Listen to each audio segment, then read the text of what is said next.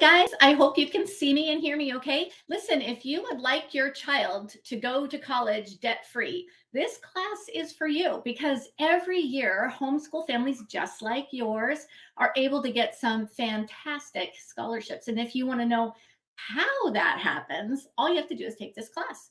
My name is Lee Benz, and I'm going to explain it all to you today. All you have to do is listen in right now, and you'll get the information that you really need. So let's start by just asking you, hi, Nancy and Jenny, can you tell me on a scale of 1 to 10, exactly how much do you need scholarships? And just chime in on chat. I'll tell you, my name is Lee Binns, and I live in Seattle, and I'm a 10, baby. 10. Oh, I love Nancy's. She's finessing it. She's got an 8. So I think we should all be very impressed with Nancy. It looks like according to my clock, I'm going to get started teaching in about 3 minutes. And so that gives us time just to chat, you and me, right? Elizabeth's a 10, Callie is a 10. Hey, I do have this workbook. So make sure that you download your workbook. What I'm going to do is I'm going to give you the answers. This is like an open book test. So when you download the workbook, every answer that you're supposed to fill in, I'm actually going to type it on the screen underlined. So all you have to do is look at what's underlined on the screen as I'm talking. That is the answer for you to put into the workbook. Hi, Rhonda. Rhonda's a 10. That's very good. So I think I've only seen the one person that was not totally freaked out. So congratulations, you guys. So the class is called Super Scholarships for Humble Homeschoolers because I am confident that no matter what kind of student your child is, they can get some great scholarships. And I'm going to prove that to you because I'm going to share some stories of other people that have been successful as well. Once we have your workbook all printed up, hi, Kim. Kim's a 10 too. Once your workbook's all printed up, then I'd like for you to try to close all the other tabs on your browser. It slows down the video because this is basically a video-based class, and it makes it harder to focus. And I'm sure you've literally told that to your children, close that on your phone while you're taking school. And so this is me telling you, the mom and dad, that you need to do that too. All right. Now, the next thing I wanted to do, I've got 1 minute before I get started, okay? But I did want to give you a free gift, and it is an ebook, a downloadable white paper, and it's filled with FAFSA tips. And so what you do is you see this little URL here, tiny URL, need scholarships. Just write that in your workbook, and then you'll be able to download it after class. We do have that workbook in the offer tab for you as well. But I think it's a lot easier if you just write down that easy URL and click on it when we're all done. Okay. This is going to help you with need-based scholarships. Okay, I have the top of the hour now, so I need to get started. And let me just say one more time, hi, everybody. And if you wanted to share how panicky you are about scholarships on a 1 to 10 scale, we've had one person that was an 8, and about 20 or 30 people chimed in and said that they were a 10. So knock yourself out. Jennifer says she's a 10. Okay, great. I hope you're ready, because today we're talking about super scholarships for humble homeschoolers. I want to show you how it's done, how you can get scholarships for your child. So if you've ever wondered, how do you apply? How does it happen? This class is going to answer that all for you. My name is Lee Benz, and I'm the homescholar, and I homeschooled my own children from 3rd grade. My youngest was in 3rd grade all the way through high school graduation, and they both earned full tuition scholarships to their first choice Christian university.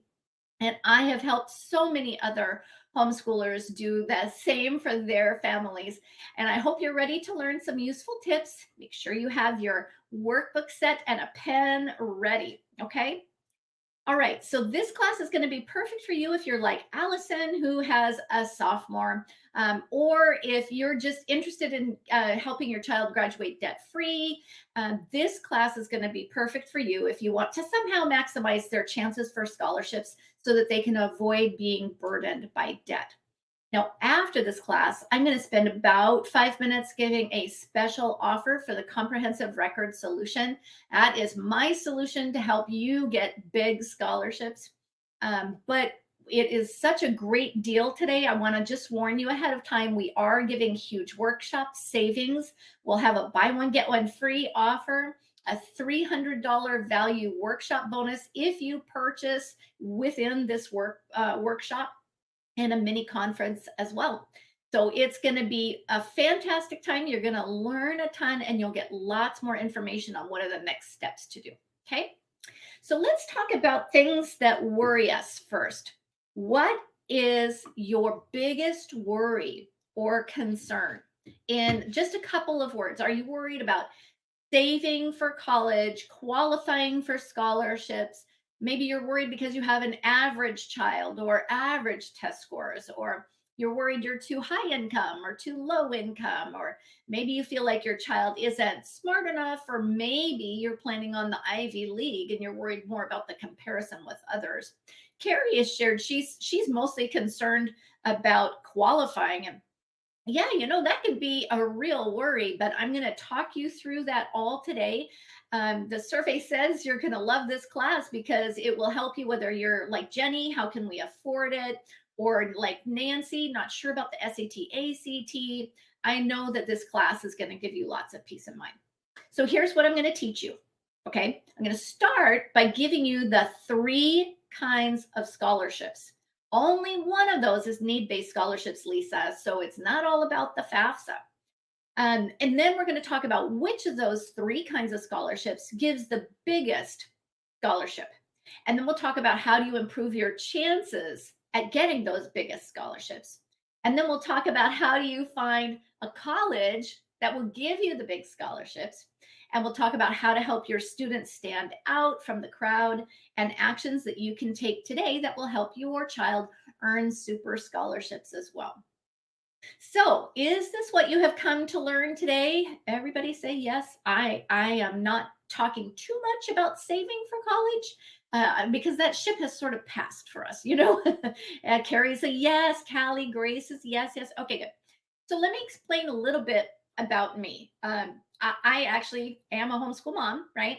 And when my children just got into about 9th grade for my youngest, that's when I realized that they were going to be graduating at the same time because the younger sibling had caught up. And that's when I started to realize we did not have enough money saved. Now, this is what that curve looks like for most homeschool parents. this is their 9th grade, man, is when they totally freak out about scholarships. What have I been thinking? Why didn't I save? All that stuff. And so this is when I had my panic. I went to see the financial planner because how do I plan for college, right? And he told me that we were supposed to have been saving $300 per child per month since birth. Yes, you can write that down, but it will only make you cry. So I don't really recommend it. I had not been saving at that rate. So instead, what I did is I did exactly what you're doing right now, Jenny and Carrie and Grace. I took classes on how to get scholarships. I read all of the books. I did all of the things. I learned every possible trick to getting scholarships. And that is how I ended up giving a PowerPoint presentation to you today on all of the tips that I've learned. I did become completely obsessed with learning more about scholarships because my kids were humble homeschoolers. They were kind of nerdy, not super social. And so I needed to somehow finagle a way for them to get scholarships. And in the end, it worked. Piggy bank was saved when we got those 2 full tuition scholarships to their first choice Christian university. And true confessions here, they actually got that full tuition scholarship the same year at the same college on the same day. So that was pretty exciting. I didn't think they would get it because they were in the same family. Anyway, it saved us about $184,000 in college money. So that was fantastic. So let's get started. Make sure you have your workbook with you. I'm going to start by talking about the three different kinds of scholarships. Okay. And I'm going to go over each one, tell you how much I made on each kind of scholarship. And then we're going to focus on the one kind of scholarships that gets the biggest bang for the buck. Okay. All right. So, number one is the need based scholarships. This is the only one that is related to your income in any way. Okay. Now, you get this scholarship when you fill out the FAFSA, but only when you fill it out in October of senior year. Okay. October of senior year. And the awards might be given as grants or loans or scholarships. Loans always have to be repaid, but you don't have to take them. And the grants and scholarships do not need to be repaid. When you apply for the need-based scholarships, you can say no to loans and say yes to free money. That's fine. Okay. Now, in my family, when I filled out the FAFSA, my children each earned about $2,500.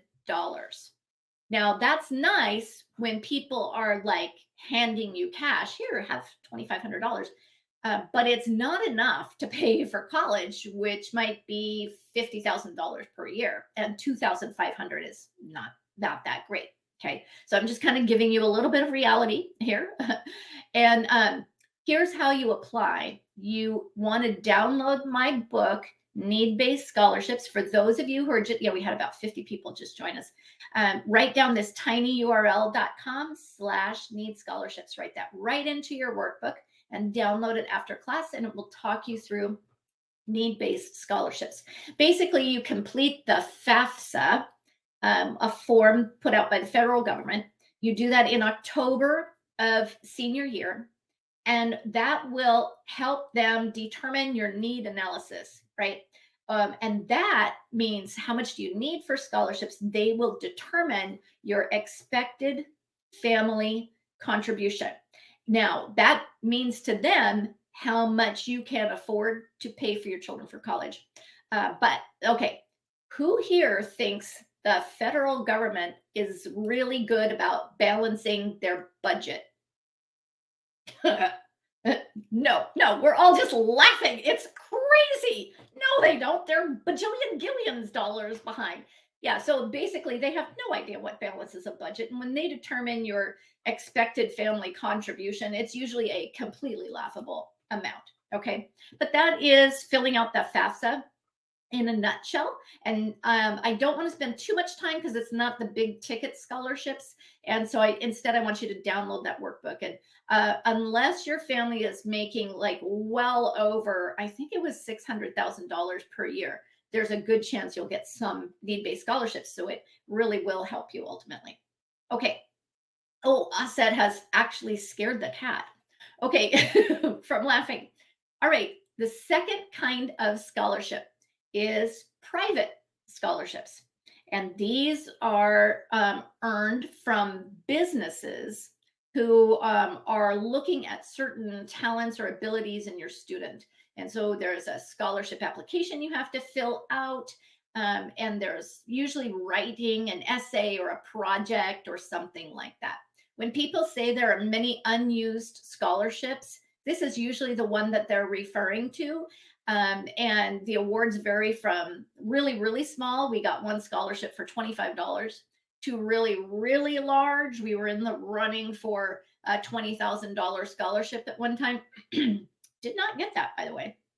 And so what you can do is you can have your child fill out all of these applications with a lot of scholarship application essays. And then you can say, well, hey, that's our English program for the year. We're calling that class essay writing, right? So it was wonderful, but there is no guarantee of success. And using this private scholarship concept, I worked my children really hard. They wrote 1,000-word essay every single week and submitted that to scholarship applications for their entire junior year. Even so, my children earned only $2,500 by working that hard. Okay. So this, we're going to take this into context. I'm going to teach you how to do it, but I don't want you to put all your eggs in that one basket. Okay. Or maybe like Grace, if your child isn't such a strong writer, they do have private scholarships for projects, like YouTubes or something like that. Okay, so the basic concept, the process of doing this is that you find the scholarships by using a scholarship search engine like collegenet.com or FastWeb. I like FastWeb, that's what I used. And then you filter out the scholarship applications that have nothing to do with you. They're not appropriate in some way. And then you file them so that they are arranged by due date so that you don't, go past the due date. You want to apply as early as possible. And that problem with private scholarships is found in number 4. Okay. The follow through is done by the student. They have to have the time to write the essay, the project, and complete the application. Now, who here has perfect control over their teenagers? Nope, not me. And so convincing them to do all this work can be daunting for a homeschool parent. Now, for more information on how to apply for private scholarships, you can get my book. It is pictured here, College Scholarships for High School Credit, and that is available on Amazon to talk you through it. All right. Again, in my family, we earned $2,500 and we worked this process really, really hard. Now let's talk about the third kind of scholarships, and that is merit-based scholarships. Sometimes people think merit-based scholarships are only given if you have a 4.0 and a perfect SAT score, or your child is a quarterback on the high school football team. But these are not truths, okay? Basically, these are scholarships that the colleges themselves give to your student directly. Colleges are a wild, thriving businesses. And when you apply, it's okay for them to let, 2 or 10 students attend college for free if you have the qualities that they're looking for. It's not a hardship for them, right? To add just a handful of more students at no cost to the parents. So look carefully into need-based scholarships and merit-based scholarships. So let's talk about what they are. These are usually scholarships that are based on test scores, SAT or ACT, GPA, which is extremely important for you to make a transcript with grades and give an actual GPA to your child. But it can also be given for skills and talents and abilities, right? And so this is the one I want to focus on the most, is the merit-based scholarships, because with this scholarship, my children earned $184,000 for the cost of college and ended up getting a full ride, both of them, to our first choice Christian university. But it wasn't just that one university either. We actually got a matching award from a second college who was competing over my students. So it's not just that. All right. Now, here's what I need you to write down. Okay. You earn merit-based scholarships by what I call flipping college coupons. I try to speak mom language rather than educational ease. And all of us understand coupons make things cheaper, right? So let me explain what those clipped college coupons actually look like. Okay. I'm going to give you just a real quick overview. First off is a rigorous academic education with core classes and more. You have to make sure you're doing that every year. You need to have genuine activities and volunteer work that the student actually enjoys. Those are the extracurriculars.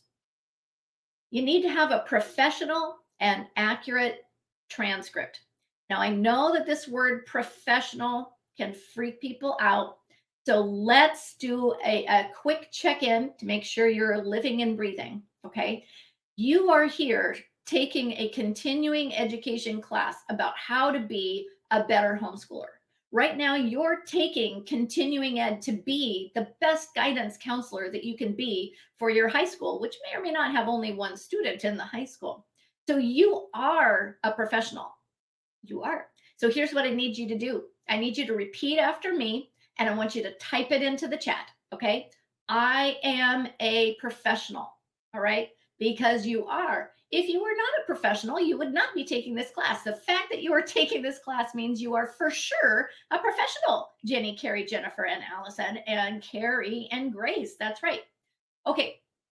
The next thing you need is to have thorough course descriptions because they want to know exactly how rigorous was your curriculum, and the course descriptions will prove that. And then you need to have meaningful college visits. That means you visit on purpose with your children. And then you need to have timely completion of admission forms. You see, the college admissions usually starts during September of 11th grade. That is like way earlier than most people are expecting, right? And so you want to make sure you have timely completion. You also want to have great letters of recommendation from someone who knows the student well and can write well. And then is the most difficult part. You have to have self-reflective, technically perfect college application essays. I've noticed with teenagers, they're either really good at being self-reflective or they're really good at being technically perfect writers, but the overlap is where you get into trouble. Anyway, all of these coupons are time sensitive, and you have to kind of clip them on a regular basis. And today we're going to be specifically talking about the coupons related to homeschool records. Now, there are 5 big ways that you can improve your chances of merit-based scholarships. So I'm going to talk through all 5 ways, but then I'm going to really zone in on the one of those ways that makes the biggest difference for you as the homeschool parent. Okay. All right. Number 1, plan a rigorous curriculum, something that will help your child be challenged, but without being overwhelmed. Okay. It is bad to plan a curriculum that includes calculus or physics before your student can get an A in calculus or physics. So that's not what a rigorous curriculum means. This is what a rigorous curriculum means. It means that you have 4 years of English, you got 4 years of math, you have 3 or maybe even 4 years of science, and at least one of those is a lab science.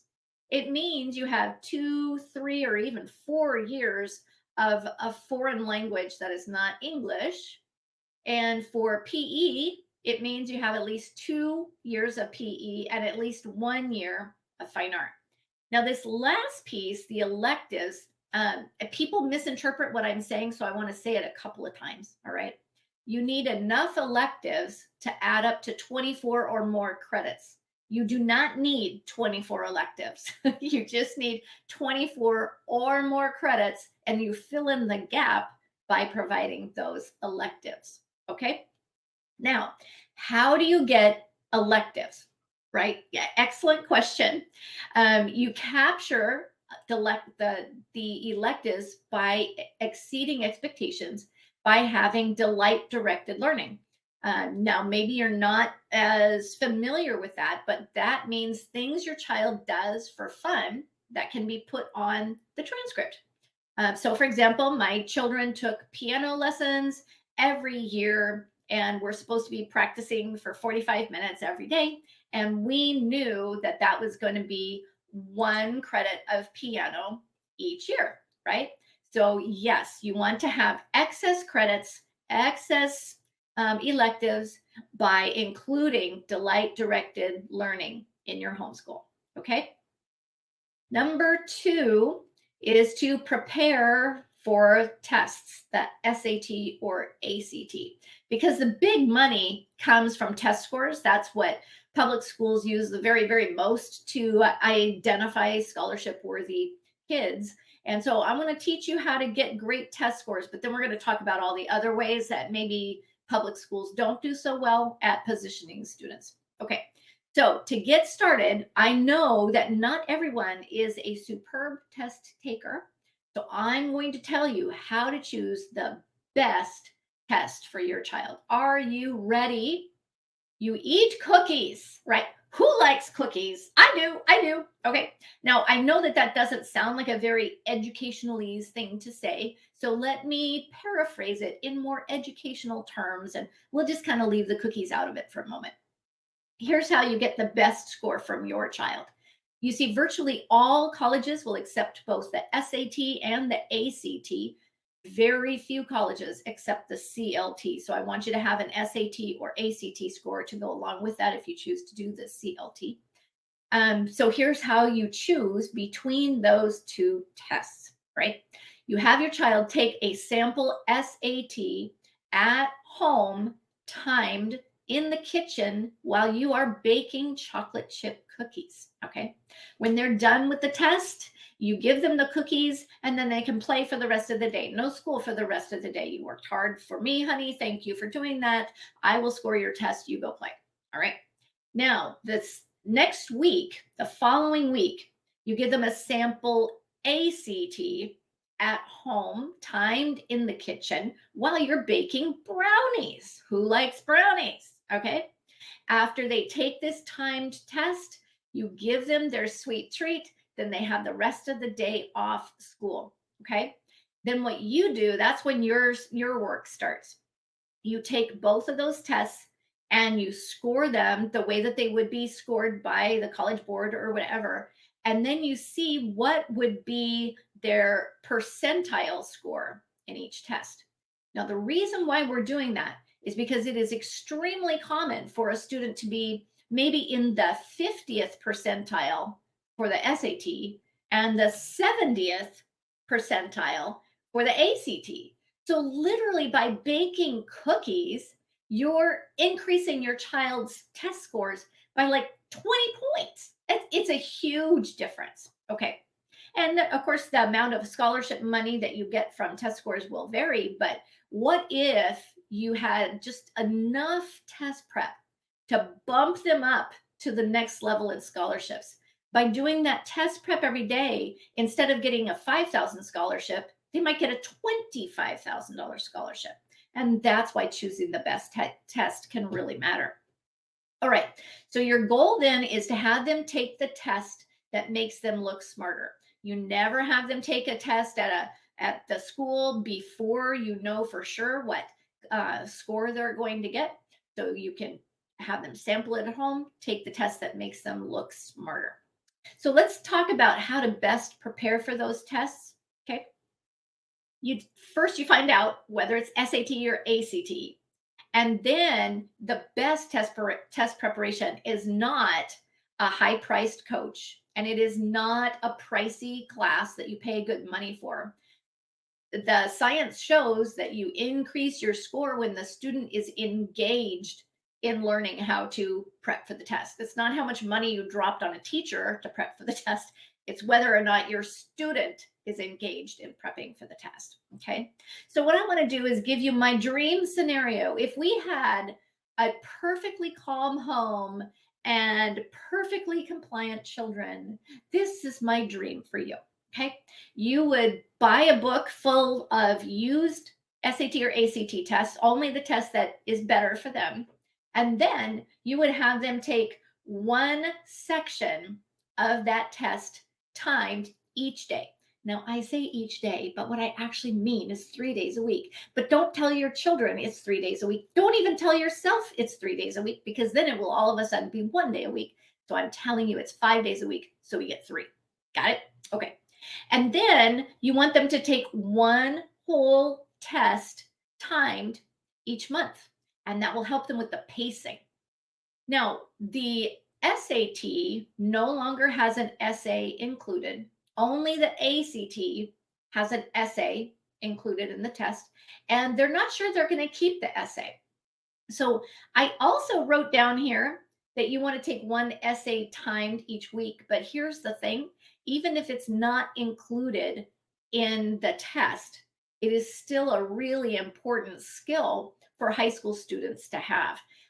Teaching my children how to write a timed essay was like the one thing they came back to me for college and freshman year of college and said, "Thank you, Mom, for teaching me to do that," because they had an essay test and everybody else in the class was freaked out. That is true, Grace. The SAT does not have an essay anymore. The ACT has an essay. It's optional at this point. Okay. All righty. Now, the next thing we're going to talk about to improve merit scholarships is by finding the right college, right? The one that's going to give you scholarships. At one college where we applied, my children got full tuition scholarships, $184,000. Same child, different college that we applied to, gave us their biggest scholarships. Are you ready for this? It was like $700. Wah, wah, wah. Okay, so you want to find the right college. And so you do that by using the test scores that you got in those sample tests that they took at home when the scores didn't matter. Okay. Here's how you use those test scores for scholarships. You're basically comparing the score that they got most recently on their test, and you compare that to the average score at the college. Okay. And then it depends on applying for reach, fit, and safety colleges. So let me explain that really quickly. A reach college means that the student may qualify, but their test scores are not as high as that college normally sees. But you do meet their requirements. A fit college is a perfect match academically. Your child's test scores are at the exact median of that college's test scores that they normally see from applicants. And then the third kind of college is the safety college. And that means that your child's test score are way higher than they normally see. Basically, your child is smarter than most applicants that they see. Now, there are some colleges who have an average SAT score, for example, that is way below average. Okay. It used to be the average SAT score nationally was 1,000 points. It's currently closer to 900 because education is floundering so much. And so if your child comes in and has a, I don't know, SAT of 1,100 or 1,200, sure, it's not acing the SAT, but it would still get them good scholarships. Okay, now it's not just applying for reach, fit, and safety colleges. There's something else you need to do as well. You need to apply for both public universities and private universities. A public university has a lower sticker price. And so if you end up getting no scholarships at all, it will often be the lower priced option. But at a private university, they have a huge amount of scholarships to give away. And so there's a very good chance that you're going to get fantastic scholarships from the private school. So you don't think of them as being private schools being more expensive. That's not the case. Here's what I'm telling you.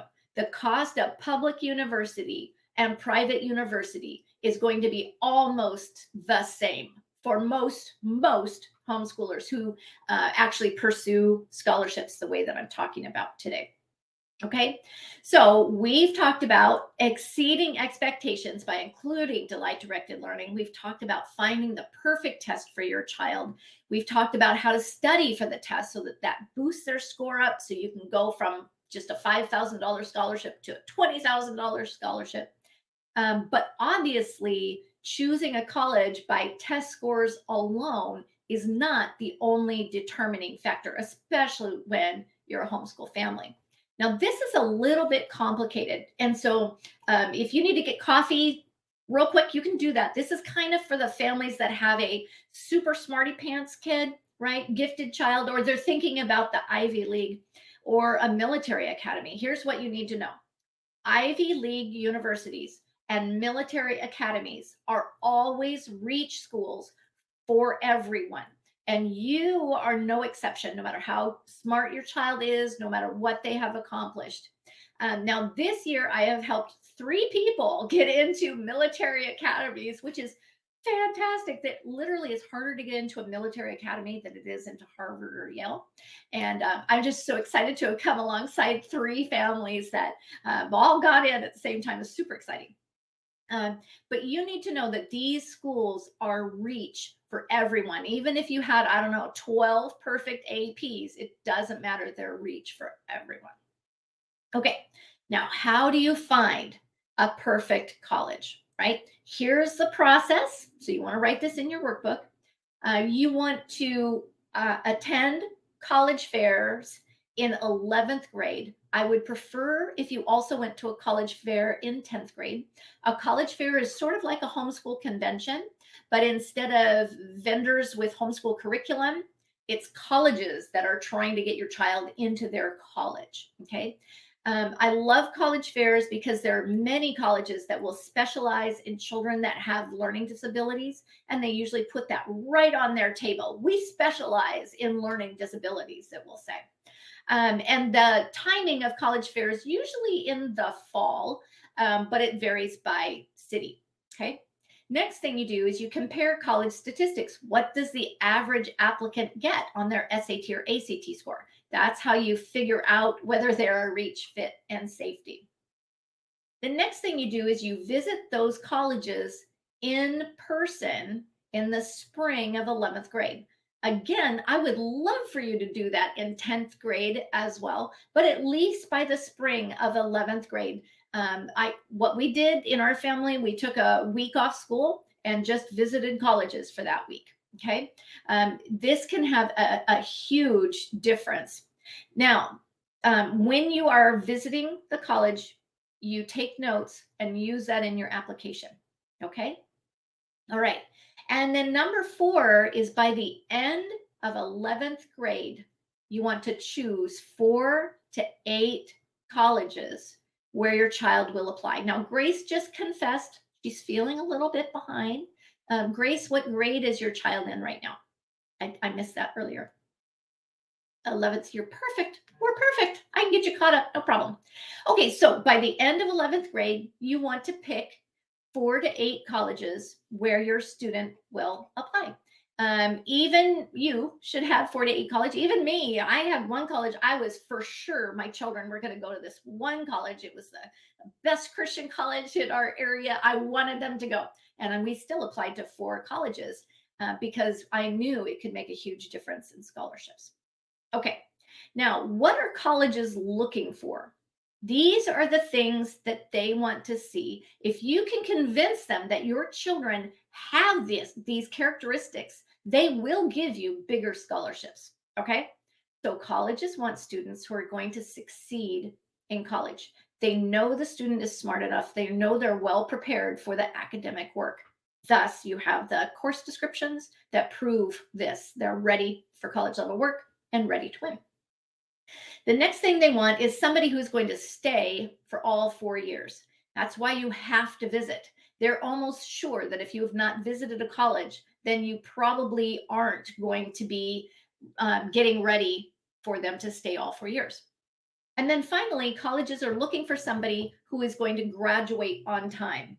The statistics of kids who stay for all 4 years and graduate on time, those things matter so much to the colleges because that is how they're ranked. I don't know if you've heard ever about the US News and World Report ranking of colleges.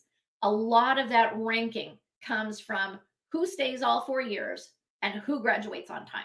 And so if you can convince them that your child will do those things, they will give you more scholarships. Okay. Now, number 4 is to help your colleges to see your child as an individual who is well prepared. You see, they're looking at a bunch of students and they all kind of appear to be educated. But as previously mentioned, public school is not keeping up with their due diligence here. And so they need to figure out who just appears to be well educated and those who actually are well educated. So how can you help your student stand out from the crowd? I feel like we're going full circle here because we need to talk about delight-directed learning again. Delight-directed learning is how you allow your child to learn some of the things that they want to do just for fun. It doesn't mean that you stop directing your homeschool. You don't have to become an unschooler. It means that you include things that are natural learning for your child. Special interests, encourage those outside activities. Maybe they have employment, maybe they have volunteer work. Those are the things that give you the best scholarships, is including delight directed learning. Now, in schools, they're not good at including delight directed learning because they can only give classes when a teacher will agree to teach. And, maybe they didn't want to have, I don't know, 4 credits of economics being an actual item, right? So they are limited in their ability to include delight directed learning. So, what public schools and private schools do is they use subject tests. You can use subject tests as well. These demonstrate specific knowledge, like, for example, you might have an AP in chemistry or an AP test in biology. So the subject tests include AP tests and CLEP tests. Okay. And those can help your child get good scholarships at all. Now, first, colleges look at the SAT or the ACT, and then they look at those subject tests. So you kind of want to have both. Oh, I meant to mention, there used to be a third option, and it was called the SAT subject test. Those have been completely discontinued. You cannot find them anymore. Okay. And yes, dual enrollment is a worthy alternative, Jennifer. Okay, so this is important. Why? Why all these things? Well, it's because outside documentation can prove your child is worthy of scholarships. Or saying it the way I said it a minute ago, tests that the public school provides, the AP tests, those prove your child is worthy of scholarships too. But that's like the only trick they have in public schools. We have far more ways to provide outside documentation. The first one is dual enrollment or community college classes. And we were just talking about that, Jennifer, weren't we? Yes, that's a way to provide outside documentation. Other ways, though, are a work resume if your child actually has a job somewhere, or activities and volunteer work. All of these things have to be, again, somehow put into your homeschool records so that they know that these are happening.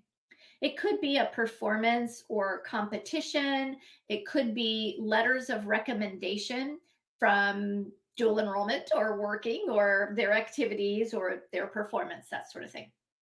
Now, these are real world experiences. They're all done by the teenager. You don't have a lot of control over their behavior. All you really control is that you make sure that all of these things get put onto their homeschool records. Okay.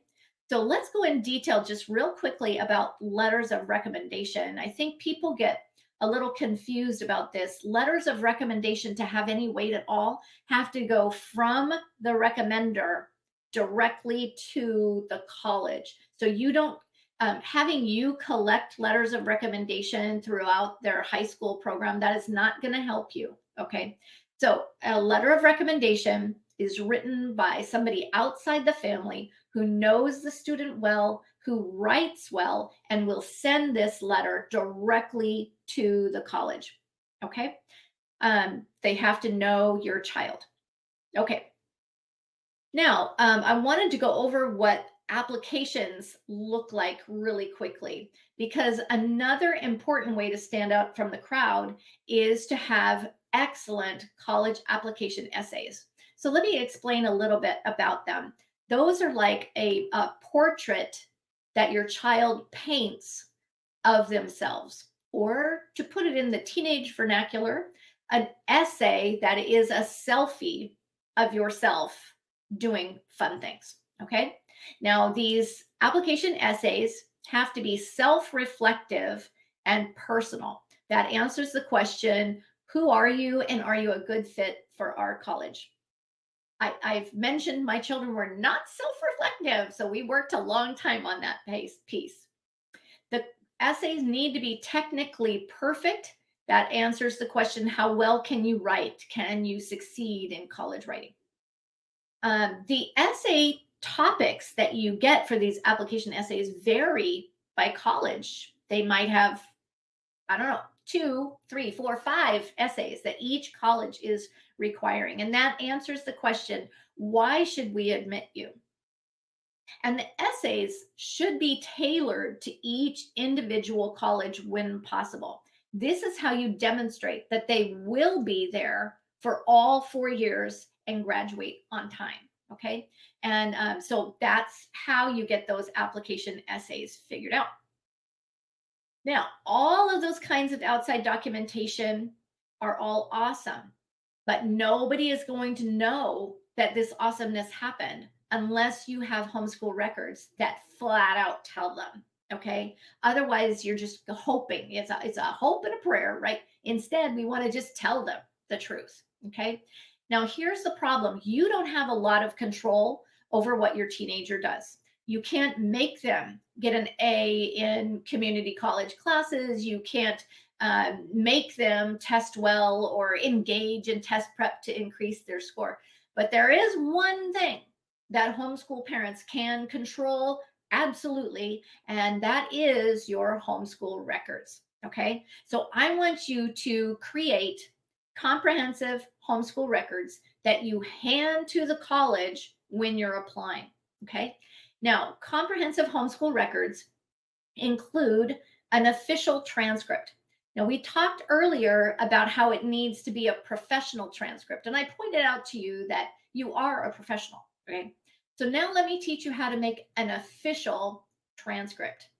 Does anybody know? Have you taken a class from me in the past? An official transcript is one that has the word official on the top.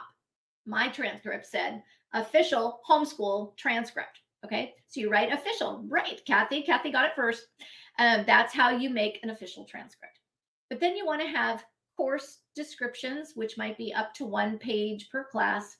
You want to include a reading list, books they read for school and fun.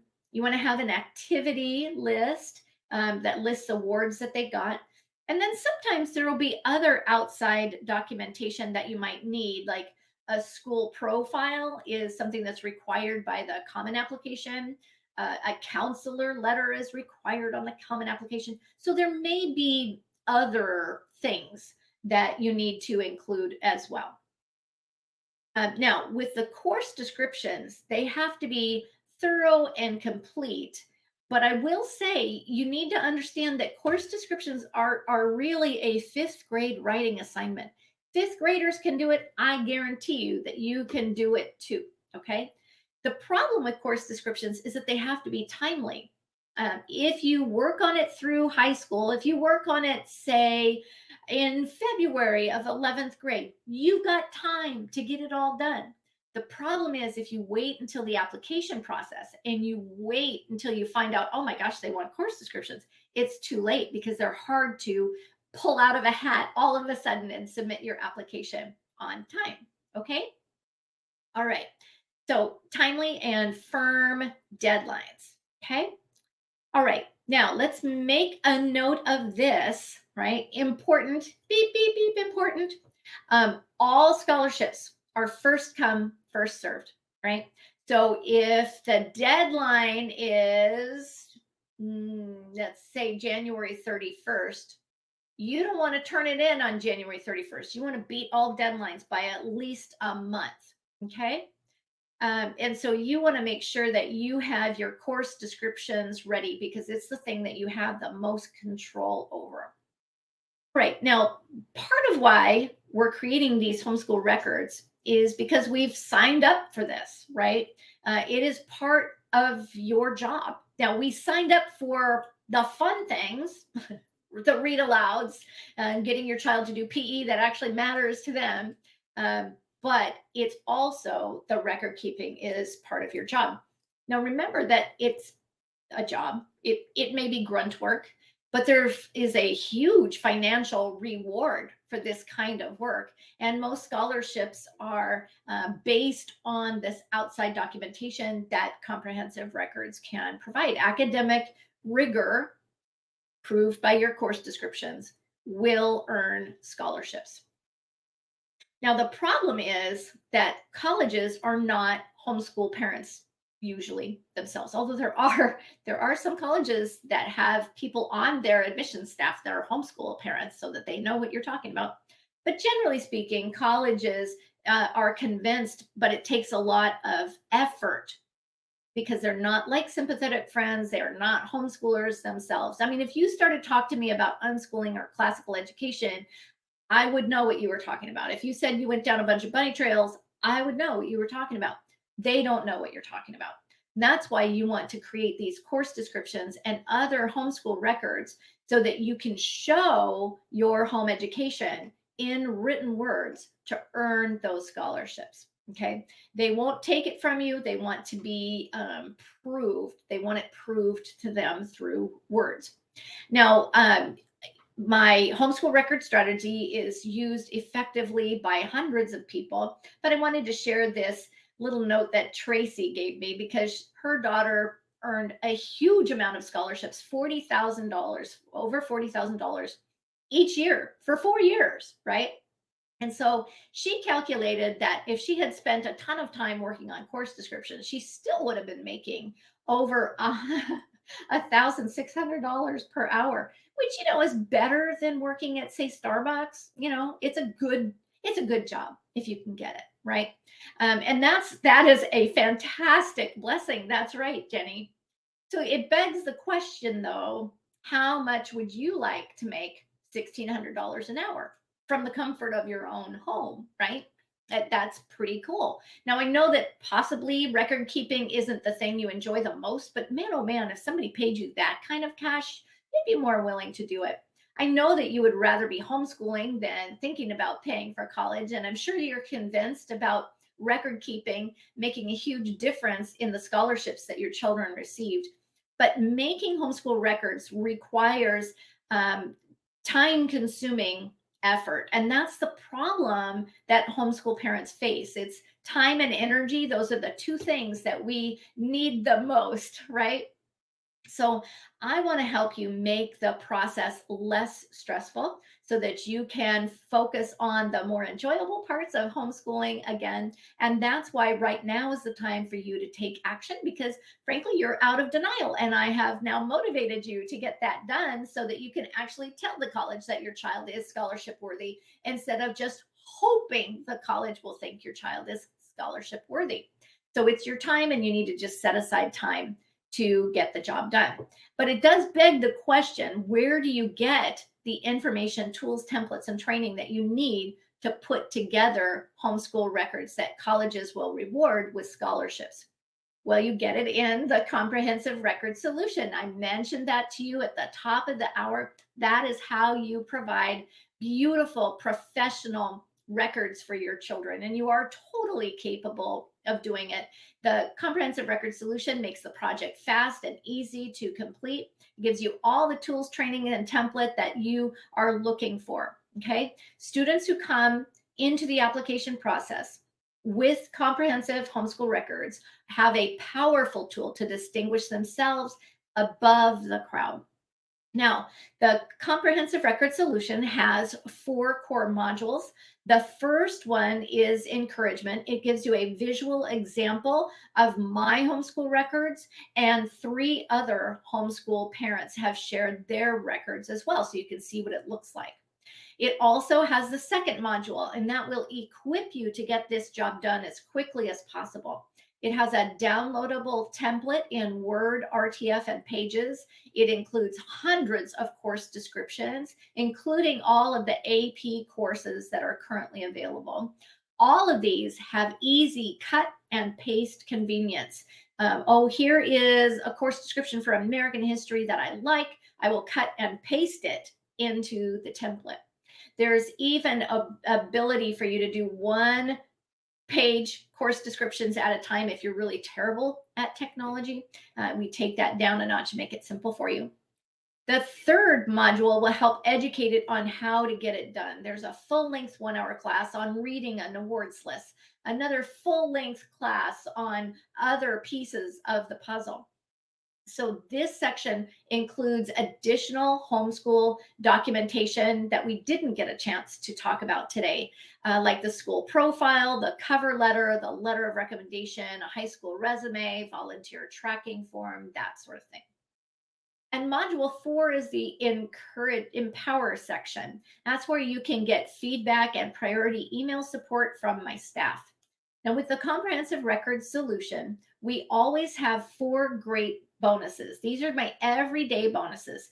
It always includes the transcript pack so that you can create that core element of your course descriptions. It includes a planning pack that covers how do you help your child be college bound when they're in middle school. Well, how about when they're in 9th grade, when they're in 10th grade? And it includes the record keeping pack because it's not just a matter of typing it up, but you have to actually keep records so that you know what you're typing. And it includes the Silver Training Club, which is perfect for professionals like you. We've talked about how taking classes like this are really important, and that is how you become a professional home educator. And that's what the Silver Training Club is. The Silver Training Club has 5 new and different classes every month. 5 this month, 5 next month, 5 the month after that. And they have a 12-month cycle. When you purchase the comprehensive record solution, you get 30 days of the Silver Training Club absolutely free. You will be charged $27 afterwards, $27 per month after 30 days, but you can cancel at any time. And I strongly encourage you to get the training that you need. One of the things I'm noticing is that homeschool co-ops are really good about educating the children, but it's not like the support group that homeschoolers relied on in years past. So I would like to be that support group for you. I'd like to give you the information that the parent needs to know. I'm your teacher. Okay. All right. Now the comprehensive record solution already has 4 surprise bonuses. That's a buy one, get one free bonus for the total transcript solution. If you buy the comprehensive record solution, we will throw in the total transcript solution for free. It includes the emergency course description pack to talk you into getting it done within a week. So if you are in a world of hurt, you feel like you're behind, you can actually get your course descriptions done within a week. It includes the college admission and scholarships pack to help you understand the other coupons that we could clip. And it includes a class on beyond academics. So you find more information than just academics on there. Okay. Now, with your purchase today, though, we're also throwing in the high school mini conference. So if you purchase the comprehensive record solution today at any time, we will throw this in as well. It has a $60 value. It includes 4 classes that have been filmed at homeschool conventions across the country. It includes high school balance, scheduling is the key to sanity, planning high school courses, and college admission and scholarships. But here is what I'd love to give you to help you really succeed in your mission to homeschool high school with excellence. If you place your order by the top of the next hour and you're listening to us live, it does not count if you're on the recording, we will add this $300 value bonus. It's a fast mover bonus. Again, only if you are joining us live, only if you're placing an order within the next 60 minutes. It has 20 classes to help you homeschool high school with excellence. And as long as you make a purchase from my website today that is $97 or more, we will add this bonus to your purchase and it will show up on your account. Now, with this thrown in free, you also get lifetime access to all of these. Even if you canceled the Silver Training Club, you would still have access to these 20 classes when you order now and within the next 60 minutes. Now, there is no risk to you. We have a 30-day unconditional money back guarantee. Because this is a digital product, I don't have to charge a restocking fee. There's no cost of you to mail it back to me or anything. And that gives us the ability to really, truly give a 100% money back guarantee. Now, the comprehensive record solution comes with some great bonuses, but I know each of you has a budget. So I just kind of want to explain what you're getting today. If you added up the cost of everything I've talked about, The total value of your purchase is $1,381. Yes, we calculated it that carefully. And of course, that does not include the $300 bonus either. Okay. But I'm also going to give you a coupon code to make your investment only $97. Okay. You can get $50 off when you use the coupon code CRS97. That stands for Comprehensive Record Solution. It does have to be all caps. Okay. CRS97, no spaces. If you want to write that down in your workbook, then you won't get confused and it will be there for you. Okay, write it down. That's right, CRS97. Okay, so when you use that coupon code, then your investment is only $97, which is awesomely affordable for all homeschool families. You can use it with all of your children. You get lifetime access for your full family use forever. So I do want to point out, though, you have to apply the coupon. You can't just throw it up in the air and hope that it lands. You have to put the coupon code right here, and then you have to hit the apply coupon code button right there. Okay. When you do that, after you type it in, you hit apply, it will change the number. It won't say 147 anymore. It will say 97. And I think we can all agree that that's the price that you would prefer to pay. Okay. One thing I wanted to show you, oops, at the bottom of the page down here, you can actually add more help. If you are confused about homeschooling high school, you can add the high school solution to your purchase for only $97. That is $100 off the regular price. So you can just add that to your account. The high school solution is a lifetime purchase to help you create a college prep homeschool high school and do it in a sane way that won't drive you insane, that will help your children to enjoy school more. It teaches you every age and stage. It teaches you how to teach every subject area, math, etc., science, etc., that sort of thing. So you decide about the high school solution. You agree to terms and conditions because we can't have a website without terms and conditions. And then you hit complete your purchase. After you've made your purchase, we will give you the opportunity for one more special offer, and that is you can add the college launch solution paying for college module. That has a full-length class on finding private scholarships, another one on earning merit scholarships, another one on need-based scholarships, and it even has a module to teach you how to shorten the time they spend in college to save money on college that way. So it includes 7 hours of training and 4 ebooks.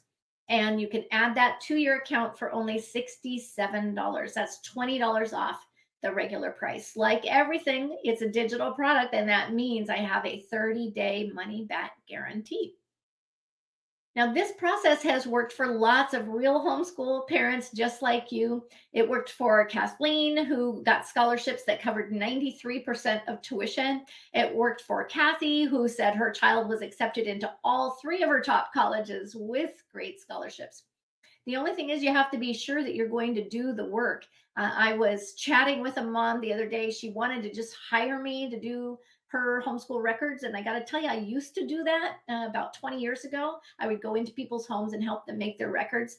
You can literally do it faster by doing it yourself with the comprehensive records. Then it would be much slower to hire someone, tell them what you wanted them to say, and have them write it up. So this literally is faster and easier for you. Now, let me give you a quick summary, and then I'm going to answer your questions. I know it's hard to keep track of everything. The whole thing today has a 30-day money-back guarantee. When you buy the comprehensive record solution, we will throw in the total transcript solution for free. You will also get the 4 workshops that were filmed at conventions across the country.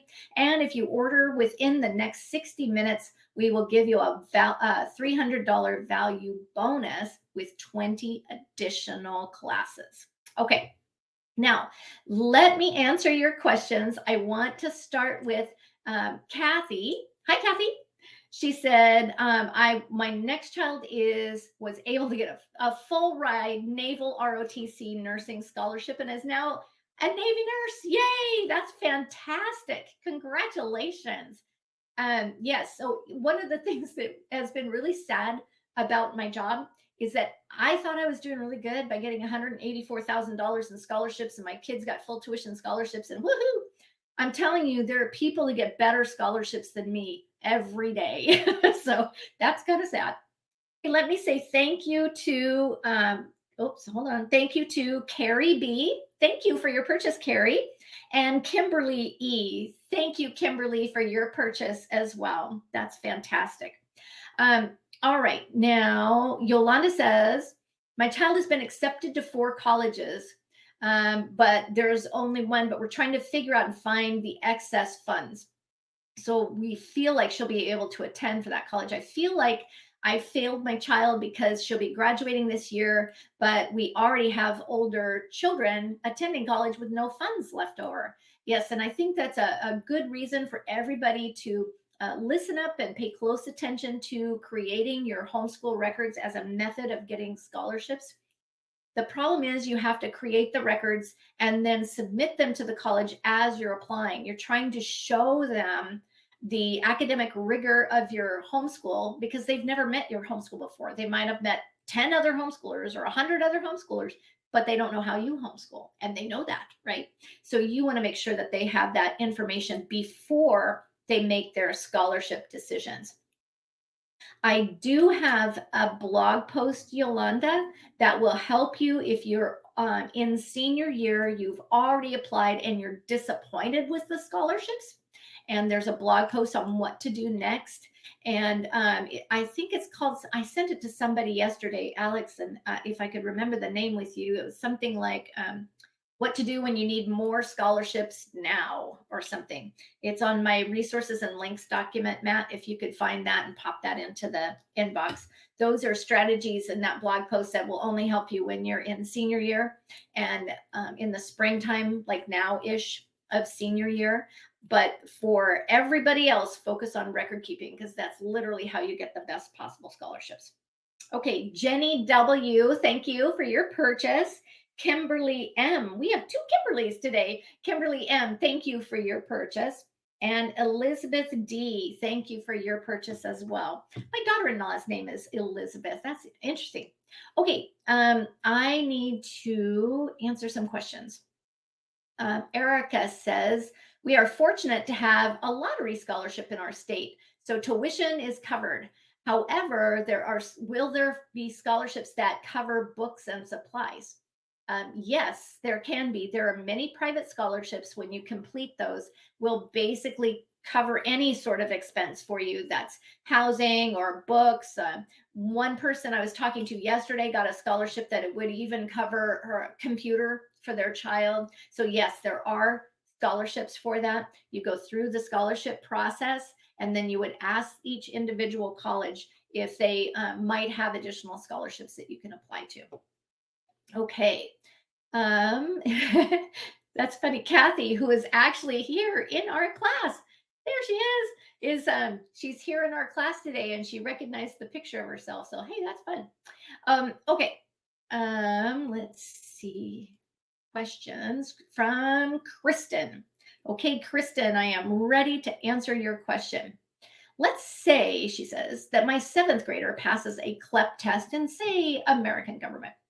If they take an American government class in 12th grade, should I put the CLEP score down with the course description and give it an honors in the title, even though they passed it well before high school? Yes, that is how I would handle that. You can give them a high school credit for having passed a CLEP at any age. Often I'll talk about early high school credits only count in math, algebra, and higher, science for biology and greater, and foreign language when you're using a high school foreign language program. But the exception to that rule is if your child has done a college level in any way. And CLEP is basically a college level exam in a subject. So if they have passed the CLEP in the past, then you can give them credit for that. I do find it easier just to put honors in front of each one. And then in the part of your transcript where you list their SAT or ACT scores, you would also list their scores in CLEP or AP if you're using that as well. Okay. Jennifer said, is there any additional scholarship benefit for my adopted child? Yes, there are private scholarships that are specifically helpful for people who have been adopted. However, there's one thing I don't want you to miss out on. We've talked about writing that essay, the college application essay. Being adopted is a wonderful topic for one of those essays. They're, again, a self portrait or a selfie of your child in written word. Okay. So if your child had 3 different essays that are required for the process, one of them would be about being adopted. And another one might be about what she wants to do for a living. And a third might be some completely different topic. You're trying to make sure that each essay talks about a completely different part of their personality. Okay. All right. Oh, Carrie said, what a ministry. Thank you. You're welcome. I do think of this as a ministry. This is like, I wish I could be with each one of you individually for the next 40 years. Okay. Rosalind's question. Hi, Rosalind. My son got a high school internship. If I understand correctly, can we count that as employment, as an elective? Yes, you can. I literally did that with both of my children. I had one of my children was employed as a college level intern at a public policy think tank. And so he did get 1 whole credit in occupational education, is what employment is called. My other son taught chess for a major chess company local to Seattle here, Chess for Life, in case you're wondering. And so Kevin went to public and private schools and taught chess all week. And that too was on his transcript for 1 credit as occupational education. Okay, Lily's question. When did you say the deadline to apply to college would be? September. It is September of 12th grade, not junior year, September of senior year. The problem is you have to decide beforehand what 4 to 8 colleges that you're going to be applying to. And that's why you have to work that junior year process that I was talking about. By working that junior year process, you're much more capable of finding 4 to 8 really good colleges that are going to give your child scholarships so that you can choose the college that's the best value for you. Okay. Now, one thing you'll find out as you go to visit colleges in the spring of junior year, that you will occasionally find a college that actually starts their applications in July before senior year starts, or even August before senior year starts.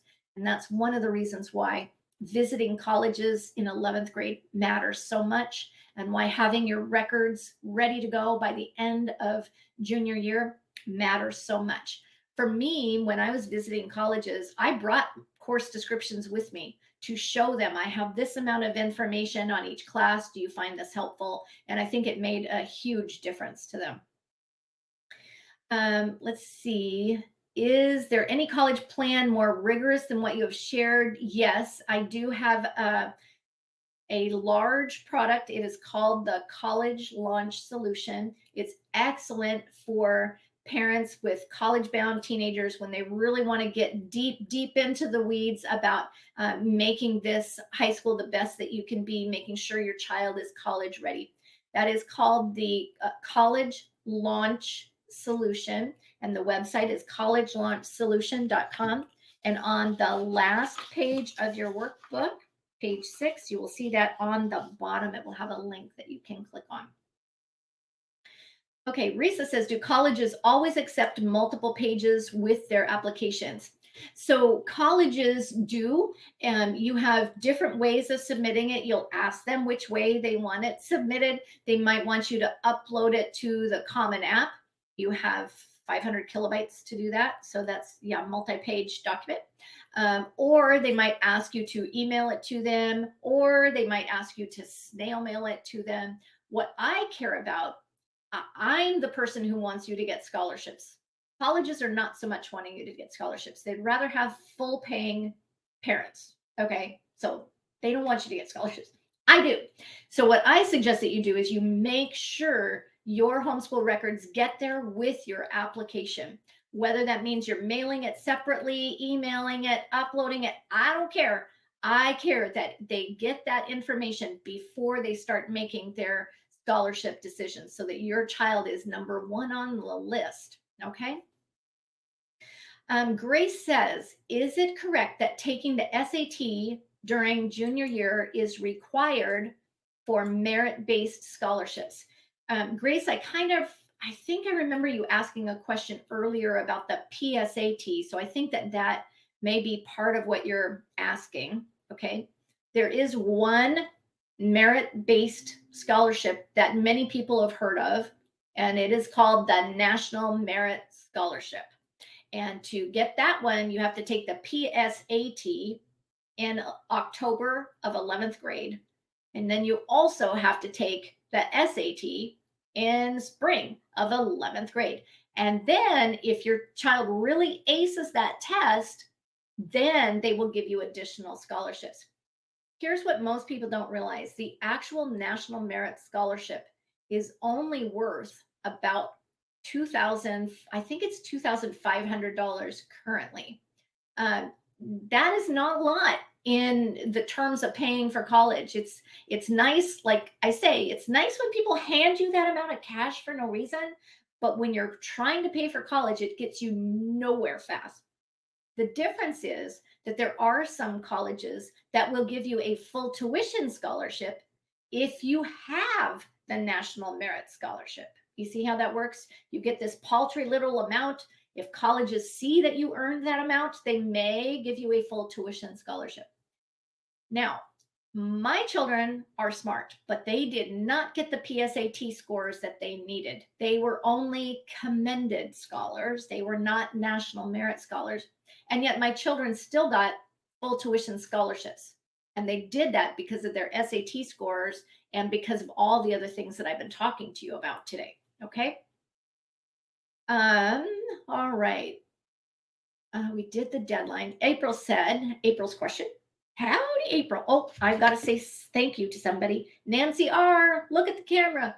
Thank you. Thank you for your purchase. Donald M., thank you for your purchase as well, Donald. That's my uncle's name. And Diana H. Hi, Diana. Thank you for your purchase today. Let's see. April's question. I'm ready now, April. Will colleges let you turn in 4 years of course summaries with your application? And the answer is yes. You can get confusing messages from outside, because sometimes people will say, oh, well, the college didn't require that from me, so you don't need to do it because it's not required. We don't care what's required. We care about getting scholarships, right? And so if they don't ask for comprehensive records from you and you don't submit it, you're taking away an opportunity for them to give you scholarships. If they say we don't need course descriptions, it's because they want you to come and pay full price. Okay. So instead you submit the course descriptions with your application so that you can get the scholarships that you want for your children. Now, I think my comprehensive records, which included a transcript by subject, transcript by year, table of contents, course descriptions that were 1 page long for every class. It included a reading list for every year. It included an activities and awards list, and it included some work samples that my children had written, some fantastic essays that had won awards, and I wanted to include that on their comprehensive records. I think it was roughly 50 pages, and colleges were very thankful for that. One of the things you'll notice is that some colleges will see this document that you've created, and it's like they put it on a scale and they weigh you as worthy, right? And it's like, wow, she takes her job serious. I'll bet you this kid is truly well educated. And they will award you scholarships just because of the heft of what you've provided. Other colleges will look at every single course description and be super impressed with everything that you managed to accomplish at your homeschool. I did have one of the 4 colleges that we applied to that said that they did not want course descriptions. Please do not send us your course descriptions. However, after we applied, they notified us that we did not get admitted and were denied admission because we didn't have AP subject test in French, which I was not on any planet going to make my children do at that point. Okay. So in that scenario, what I did was I said, I want you to look at the comprehensive records that I sent you. On this page through this page, you will see the course descriptions that I wrote for Latin 1, Latin 2, Latin 3, French 1, French 2, and French 3. Okay. They didn't want comprehensive records. I asked them to read these pages. They read those pages, and then they gave us their biggest scholarships to both of my children. So it really paid off to me, even when the college said that it didn't want that. Okay. Krista said, one school my son applied to said it wouldn't accept more than 4 pages of course descriptions, and I had to cut a lot out, but the others accepted all the extra pages. Yes, another trick of the trade, Krista, is that if you know that in advance, you can go on a college visit and submit this material to the college admission advisor that you're speaking to. You just hand it to them in person. Nancy said, at college fairs, are Christian colleges represented, and where do you find that? I have that information on my website. So if you search my website for college fair, you will find the links to locate the large secular college fairs, which often will have Christian colleges attend, and you'll find a link to the Christian college fair, where all of the colleges have been chosen because they agree with their Christian statement of faith. Okay. Now, for colleges, you do want to be looking at those college fairs. If you can attend a Christian college fair and the secular college fair, that will be helpful to you, especially if you talk to your favorite colleges at both of them. It's almost as good as visiting. Not quite, but almost as good as visiting. Kristen, hi, Kristen. She said she's planning to create a list of books my student read in high school. Yes, I did that as well. I know you recommend separating the list based on physical books read and audiobooks listened to or read aloud. Do we have to do that, or is it personal preference? The answer is personal preference. So it's totally up to you. Is it wrong to lump all the books together? No, it is not wrong. Now, for those of you listening in, just be aware there are some kids that might only read 5 books per year. Okay. And you're trying to get all 4 years of high school books onto one list. Okay. So maybe you'll have 20 books. Woo, and it looks great. Other parents have the opposite problem, and they might have 50 books per year. If that's the case, you might have 4 different reading lists, a reading list for each grade. I will say, though, that I stressed out about the reading list so much when it was my term. And after a while, I came to realize that, you get more than 30 books on a list, you kind of already proven your point, right? So keep your receipts from the library, keep your receipts from Barnes and Noble as Amazon book purchases, and type those all in. But don't worry if you've forgotten a few books, because you've proven your point once you have more than, say, 30 or so books. Okay. Back in the day, having a book list was the thing that was required from homeschool parents, because they can use that to identify how well your student can read at a college level. Amy King says, hi, Amy. My son's PSAT will qualify him as a semifinalist. Do you find it worthwhile to pursue being the national merit finalist? Yes, I do. It is equally weighty as having an Eagle Scout. If you got a kid in Boy Scouts, it's very meaningful, and it usually gets huge scholarships.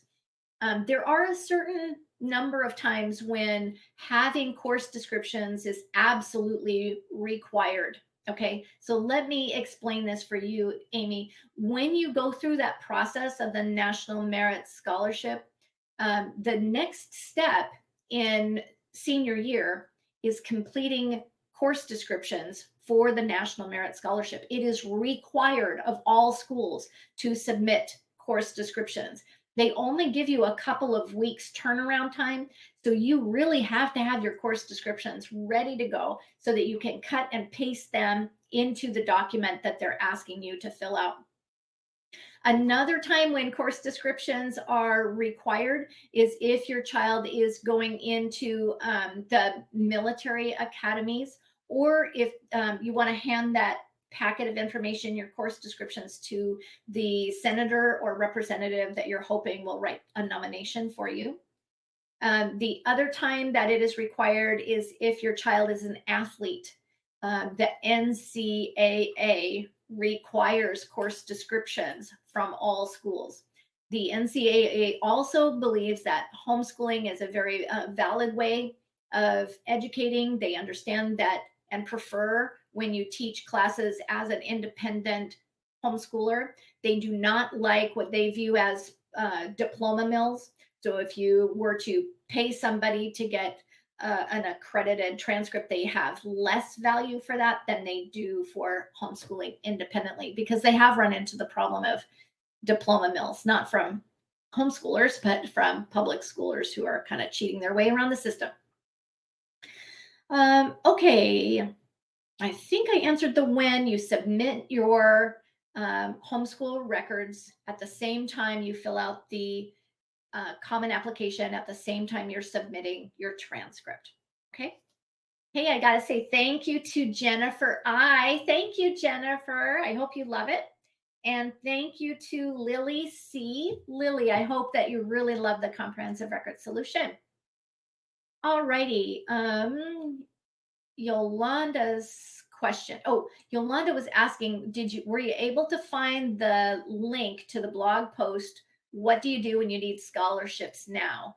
And Alex, can you text me if you were able to locate that, and make sure that it goes into the chat as a public chat? Okay. Okay. Matt said he sent that to you. That's good. Alrighty. Let's see. Grace said, for merit-based scholarships, the SAT must be taken in junior year. Is that correct? Yes, that is correct. Let's look at it this way. When you are applying for college to get the best scholarships, you start your applications in senior year in September. And so literally everything they're seeing is from junior year. All of their GPA is based on junior year. All of their test scores is based on junior year. So yes, it kind of does center around junior year. Okay. Grace said, where do we find the SAT practice tests? On my website is an article called College Admission Tests. Okay. Search for college admission tests. And the practice SAT and practice ACT are in that article. What were my children's SAT scores? My younger son, who graduated early, his were nearly perfect. He got an 800, an 800, and a 700 on each of those sections. That was back when there was 3 sections. So they did get very high test scores. On the SAT, they raised their score 200 points by doing the test prep schedule that I gave to you earlier. That raised their SAT scores by 200 points. Super helpful. Lynn said, do you have any information on the CLT? Many private colleges are accepting these, and there are scholarships with that too. Does that suffice, or do you still take the SAT or ACT in addition? I do suggest that you take both the CLT and SAT or ACT, whichever one your child scores better on. And here's why. The CLT is extremely popular with homeschoolers in classical education, but only 200 colleges accept the CLT scores. So there's an extremely high likelihood, if you are applying to 48 colleges, that many of them are going to not accept the CLT, but will instead accept the SAT or ACT. You don't want to get into a position where you put all of your eggs in one basket and then you're hoping you're going to talk them into it, and then the scholarships don't come through. So instead, it's a little bit better to be well prepared with everything. Okay. Let's see. Jennifer I. Hello, Jennifer. My son scored about a 1400 on the PSAT and will take the SAT and ACT. Again, I prefer if you just choose the best test for him and not have him take both if he doesn't need to, because they're different enough tests that if you study for the SAT, it'll be confusing if you take the ACT and vice versa. So study for the test you're going to have him take. But anyway, her question is, he's planning to do community college for 11th and 12th grade so that he can get an AA degree while in high school. And will that AA degree hurt if he does get a scholarship? There is some misconception around that. If your child is only doing dual enrollment classes, it will not hurt your child get scholarships. The reason for that is if you are a high school student, you are applying as a college freshman, although academically they will be a college junior, okay? But you're applying as a college freshman, so you get all the freshman scholarships. The flip side of that, though, is if you take even one community college class after high school ends, then you are no longer considered a high school senior, college freshman. Instead, you're considered a transferring from one college to another. So it won't hurt you as long as it's all dual enrollment. Okay. Grace says, if they miss the PSAT in October, can they take it at a different time?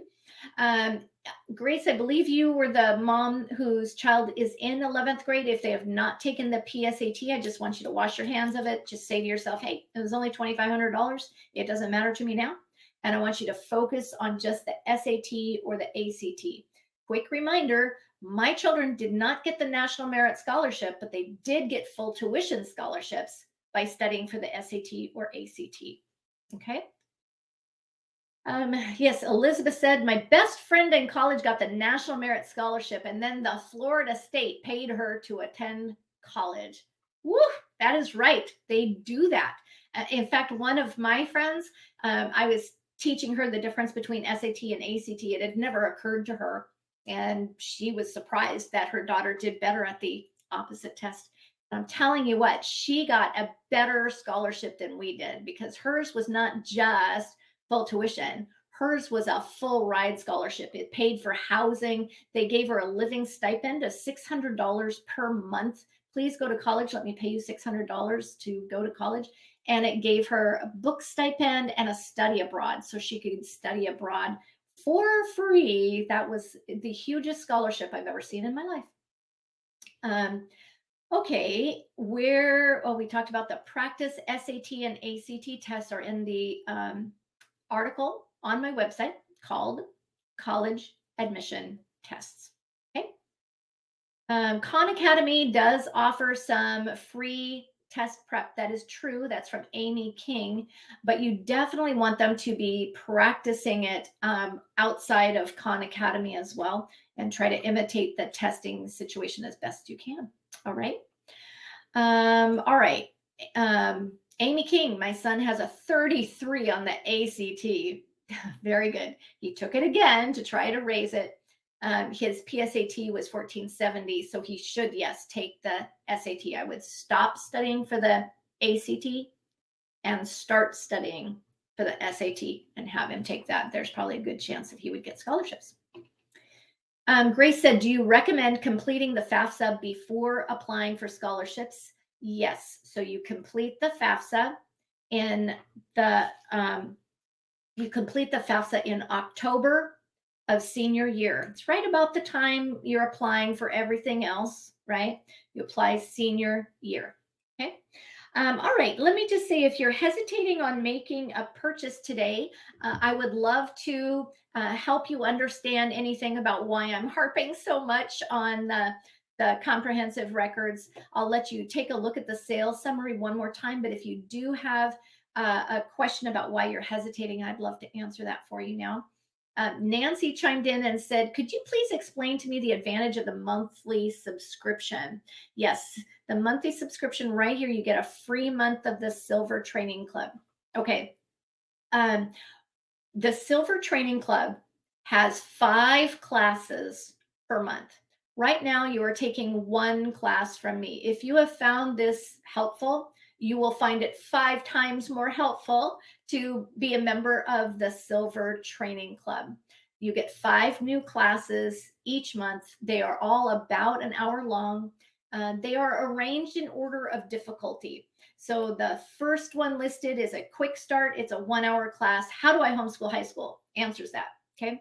The second one is a beginner class, and it's usually more a 3 hour long seminar in detail. How do I homeschool high school? And then it has an intermediate class, an advanced class, and an encouragement class. Those are usually something very specific. How do I get big scholarships? How do I go on a college visit? That sort of thing. Very detailed. I think it's a 2 hour class on taking tests alone, SAT, ACT, AP, CLEP, 2 hour class on that alone. And then the encouragement class, sometimes it's on electives or delight directed learning, but other times the encouragement class is scripture based, and that can be really helpful for Christian parents who are thinking through a lot of different nuances there. So the Silver Training Club, again, is those 5 classes each month. They change every month. They're all recorded, so you can, pause them, take them when it's convenient, listen to the audio download, whatever you want to do. And the Silver Training Club is $27 a month. We waive the first month. So with your purchase, you get that for free. So you can decide if it's a good value for you or not. I will say that if you enjoyed taking this class, there's a very, very good chance you will love the Silver Training Club. I get tons of feedback about how much people rely on it. They like my live classes like this one, but it's very hard to find the time to stay for the whole class. And the benefit of the Silver Training Club is that they're all recorded. And so you can take them when they're convenient. But again, you can cancel the Silver Training Club at any time, even on the day that you are completing your purchase. You can still cancel at any time. Okay. All right. How many letters of recommendation do you suggest? Says Kim. Hi, Kim. Definitely want you to have at least 1 letter of recommendation, even if they are not required by the college. It's sort of like having course descriptions, even if they're not required. It can make a huge difference. Okay. All right. Oh, Laura says, I already have this program. I just wanted to know about accommodations through the College Board for my gifted student with disabilities. And then she chimes in and says, I have the Silver Training Club too. Yay. Okay. I think it is usually helpful to access accommodations for learning challenges with your student. Give them first a test at home to see how close are they to getting a good enough score to be helpful to you. If you give them their test untimed, that will most accurately represent the most common accommodation. Usually when you request accommodation for a learning disability, they will give you extra time, double time or longer even, to get the test done. But if you do have a child with serious disabilities, they can sometimes provide a reader or a scribe to write down the answers for you. There's lots of accommodations that they might do. So if your child is gifted and has disabilities, that is a perfect opportunity for you to start working on the accommodation program. It does take a long time to get that accommodation set up. So allow yourself maybe 6 months or a year before you have to take the SAT. But the benefits of accommodation are long lasting. Once you get accommodation for the college admission tests, the SAT or ACT, that accommodation will follow your child into college, and they will then be able to receive accommodation in college as well, so that they can succeed that way. Let's see. I don't see anybody else who has waited. Rosalind said, did the young lady get such a huge scholarship package because of the National Merit Scholarship? I can't remember if she did or not. Her name is Renee. She's an actual friend in real life. So Renee. If you search my website, I think you'll come up with Renee's information, but I can't remember if it was National Merit or not. I don't think it was. I think she took the ACT and had never considered the ACT before. Okay. Is it, oh, Laura said we already know she needs the accommodation. We have the evaluations ready. Excellent. The process of interacting with the college board is difficult, and it does take a long time for you to manage. And you know, frankly, I get angry at criminals for that reason, because it used to be a little bit easier. And then there was that college admissions scandal. You remember when Lori Loughlin was put into prison for cheating on her college admission and SAT tests and stuff? That whole cheating scandal has made it much more difficult for people to get accommodations, and it just is super time consuming. So put on your patience hat, okay? All righty. Okay, Grace's question. Is it better to take the SAT or ACT? Let me answer that. But first, I want to say thank you to Carrie S. Carrie, thank you. Thank you for your purchase. Thank you to Rosalind I. Rosalind, thank you. Or Rosalind, could go either way. And Jennifer D. We are surrounded by Jennifers today, but I wanted to say thank you for your purchase as well. Okay, this is important. Is it better to take the SAT or ACT? Are you ready, ladies and gentlemen? General, please. Okay. It's best to take the one your child scores best at. Okay. It would be normal for your child to get a completely average score on one of them and be in the 75th or 80th percentile in the other one. The 80th percentile score will get you scholarships every day. The 50th percentile scholarship is going to be very, very small. So you want to see which test is best for your child first, and then you need to study for that one particular test. Okay. All righty. If you have any final questions or I didn't answer your question, it's because I had to skip 98 questions. Okay. So if you really have an urgent question, if you could type it in again, that would be great. Kristen's question, can we put a book on our students' reading list if they read most of it, but not all? Yes, you can. Schools do that all the time. They will skip over 75% of the book, right? When you, if you've ever looked at one of those literature curriculum textbooks, they only read maybe 3 chapters of every book, which was appalling to my children. Appalling. They couldn't believe that that would happen. Why would you not read the whole book?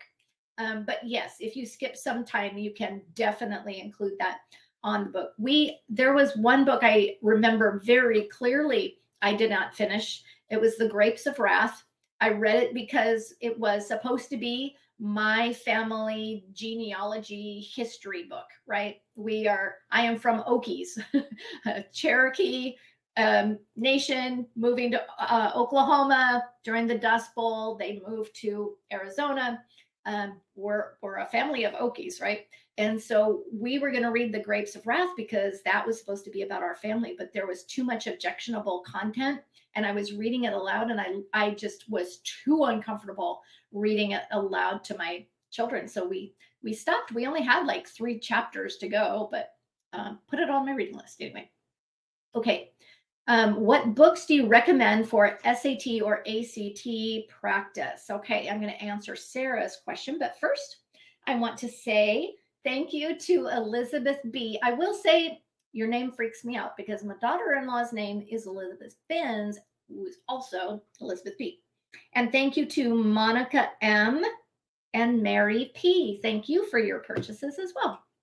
Okay, as far as what book do you recommend for SAT or ACT practice? I prefer either the Princeton Review. It will have like 10 previously used tests, literally the exact test questions from 10 of them, okay?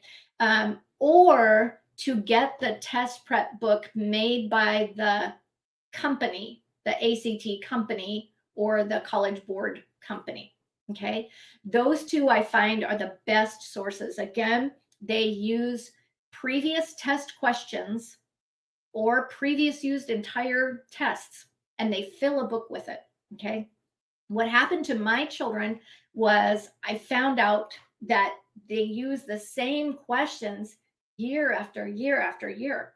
And so when my children took the SAT, they came home and they thought that they had cheated because they said, I swear I've seen those questions before, right?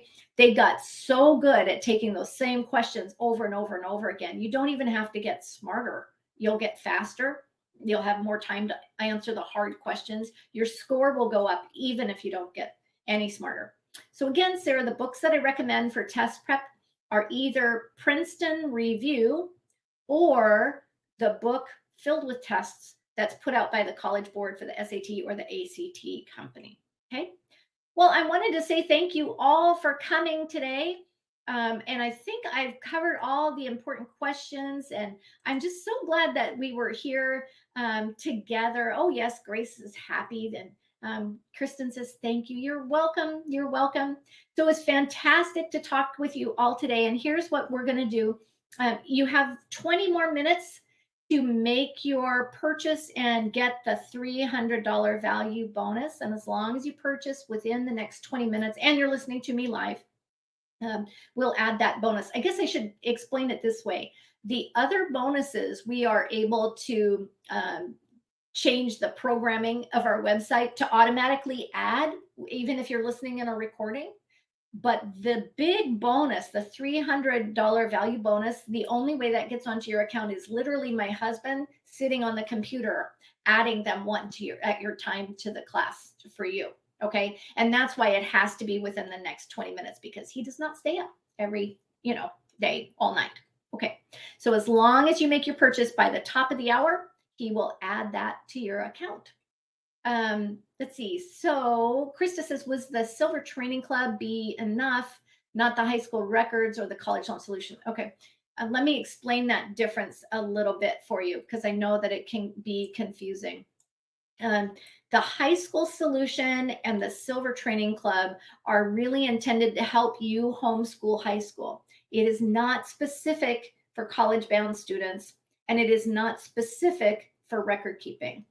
The comprehensive record solution is helping you with all of your record keeping, from transcripts to letter of recommendation and course descriptions and cut and pastables. Okay. So the comprehensive record solution is, I believe, critical for all homeschool parents, but I'm not going to make you buy that. So we buy that separately.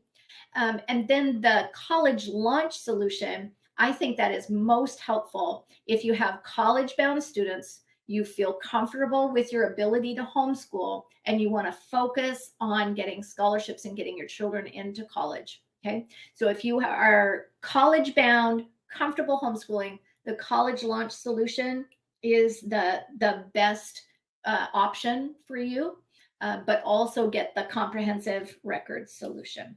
Okay. All righty. Well, that was a good question. Thank you. All right. Well, it was glad. So if you have specific questions that we cannot answer, can you email? Yeah, definitely send an email. My staff will be watching the inbox today and tomorrow for sure. All righty. Well, I'm going to end the workshop now. And I just wanted to say thanks again to everybody for coming. I hope you took some fantastic notes with your workbook. And I will talk to you next time. Have a great evening. And if anybody would like to bring over dinner for my family, that would be fantastic. Just kidding. Just kidding. Okay. All right. Talk to you later. Take care. Bye-bye.